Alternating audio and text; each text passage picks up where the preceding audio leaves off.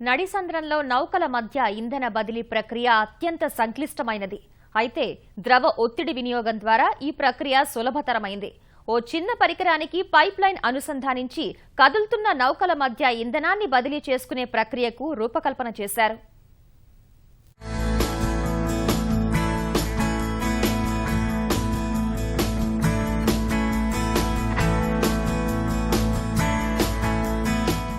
యుద్ధ నౌకల్లో ఇంధన బదిలీకి సులువైన అధునాతన విధానాన్ని రూపొందించింది విశాఖ నేవల్ డాక్యార్డ్. ద్రవ ఒత్తిడి ఆధారంగా పనిచేసే ఓ వాల్వును ఇక్కడి సిబ్బంది రూపొందించారు. కదులుతున్న నౌకల మధ్య ఇంధన సరఫరా జరిగేలా ఏర్పాటు చేశారు. ప్రస్తుతం నౌకాదళానికి ఫ్లీట్ ట్యాంకర్గా ఉన్న ఐఎన్ఎస్ ఐరావత్ లాంటి నౌకలతో పాటు ఇంధనాన్ని మోసుకెళ్లే ఇతర సాధారణ నౌకల నుంచి కూడా ఇంధనం బదిలీ చేసుకునే అవకాశం ఏర్పడింది.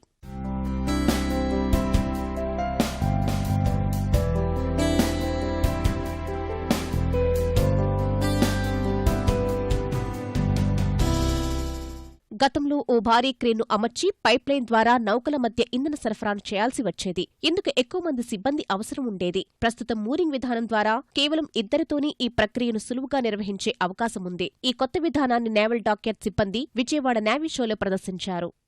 అందరు కావాలి కాబట్టి చాలా ఎక్స్పెన్సివ్ అయిపోద్ది కాబట్టి అక్కడ మనకి ఎలిజిబుల్ ఉండదో తెలియదు అనమాట. ఇప్పుడు కొత్త టెక్నీషియన్ ఏంటంటే మన ఈజీ టు క్యారీ అనమాట. సపోజ్ షిప్ వచ్చి డ్రాక్ లాగింది అనుకోండి, అర్జెంట్ మనకి లోటే చేయాలి. ఇమీడియట్లీ మేము దీంతో ఇద్దరు మనుషులు వెళ్ళిపోయి లోటే చేసి అనుచేస్తాం. మెయిన్ పార్ట్ ఏంటంటే ఫ్యూల్ ట్రాన్స్ఫర్ అనమాట. ఫ్యూల్ ఒక షిప్ నుంచి ఇంకో షిప్కి ఫ్యూల్ ఎలా ట్రాన్స్ఫర్ అవుతుందో దాన్ని చేస్తామంట. అది main part. Strong point sir. ఆ పాయింట్ స్ట్రాంగ్ పాయింట్ ద్వారా మనం ఇది కానీ మనం ఏదైనా బ్రేక్ అయింది అనుకోండి, చాలా మట్టుకు ఫ్యూల్ బాగా సముద్రం కలిసిపోవడం చాలా వేస్ట్ అవుతుందన్నమాట. చాలా ఫైర్ అయ్యే అవకాశం ఉంటుందన్నమాట.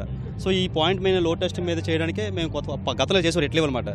ఆ వెయిట్ కూడా చాలా ఎక్కువ దానికి అక్కడ తగిలించి చాలా ఇంపార్టెంట్ ప్రాబ్లం కాబట్టి మేము కొత్తగా ఇది ఇన్నోవేటివ్ కనిపెట్టామన్నమాట. మీద దీన్ని ప్రజెంట్ ఇంప్లిమెంట్ చేశారు, చాలా బాగుంది కూడా. దీనికి చాలా ఈజీ క్యారీ మాట, చాలా తీసుకెళ్ళిపో షిప్లోకి. డాక్యార్డ్కు మరమ్మతుల కోసం వచ్చే జలంతార్గముల డాకింగ్ కూడా ఇప్పుడు అత్యంత సులభంగానే నిర్వహిస్తున్నారు. ఫలితంగా ప్రతిసారి విదేశాలకు వెళ్లకుండా నిర్వహణ వ్యయం 5 కోట్ల వరకు ఆదా అవుతోంది.